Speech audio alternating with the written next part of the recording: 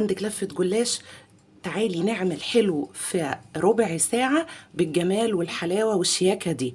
مش محتاجة تكوني ست محترفة علشان يطلع معاكي طبق حلو قوي كده. يلا نشوف هنعمله بمنتهى البساطة ازاي. تعالي هاتي لفة جلاش وهقولك تعملي حاجة حلوة في 3 دقايق ازاي. والله في 3 دقايق هتحضريها. هي كل المدة اللي هتاخدها هي المدة البسيطة اللي هتقعدها في الفرن، والجلاش ما بيقعدش في الفرن كتير.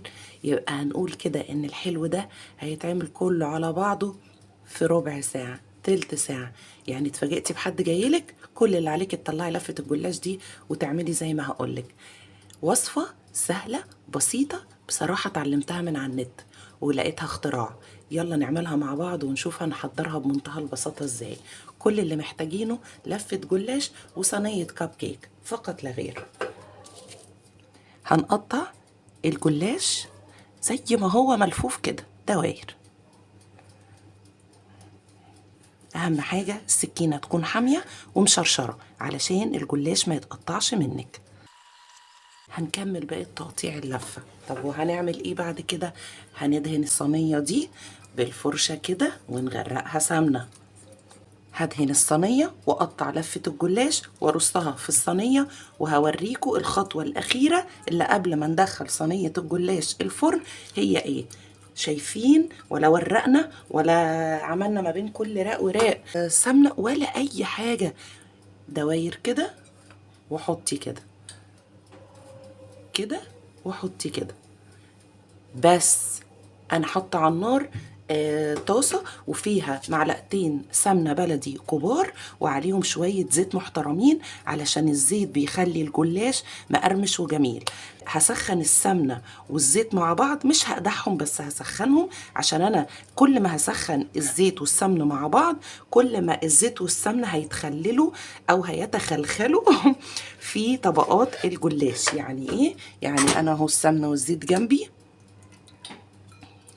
هعمل كده وكده. السمن والزيت دول لسه باردين، فعشان كده السمن والزيت ما دخلوش جوه الجلاشيه. لما يسخنوا كويس واجي احطهم من فوق الوش هيقوم السمن والزيت داخلين جوه الجلاش، يطلع معانا مورق وتحفه. نرص الصينيه كلها واوريكم شكلها النهائي قبل ما ادخلها الفرن. بصوا انا سخنت السمنه والزيت، شايفين بيعمل ازاي؟ بيطش كده في الورقة، وهو ده اللي انا عايزاه علشان يتغلغل في كل اللفة اللي انا حطاها دي، كأني دهنتها ورقة ورقة. شايفين المنظر اهو. انا مجهزة الفرن على درجة حرارة 170، وانا بحب اهدي النار على الجلاش علشان انا بحب لون الجلاش كله ياخد اللون الذهبي مش من بره بس. شايفين شبه الوردات وشكله جميل ازاي؟ يلا ندخل الصينيه على الفرن ونخرجه نشربه الشربات الجميل اللي عملناه مع بعض قبل كده السنه اللي فاتت. الشربات المظبوط، كوبايتين السكر بياخدوا كوبايه ونص من الميه، ونص عصير ليمونه، ومعلقه عسل كلوكوز لو متاح، مش متاح مفيش مشكله خالص. يلا ندخل الجلاش الفرن. على فكره الشربات انا مجهزاه من بدري وبارد، يعني الجلاش هيبقى سخن والشربات هيبقى بارد. ندخل الجلاش الفرن ونطلعه ونقدمه ونسقيه مع بعض. الطبق طلع من الفرن شكله خرافة خرافة بجد، كأنك جايباه من بره. انا فضيته بسرعة وهو سخن، وهنسقيه كده بالشربات البارد. سامعين الصوت؟ يجنن يا جماعة. زيني بقى بفستق مبشور، بسوداني، بعين جمل، اللي موجود عندك. ولو مش موجود حاجة وكلناه كده هيبقى خطير خطير خطير.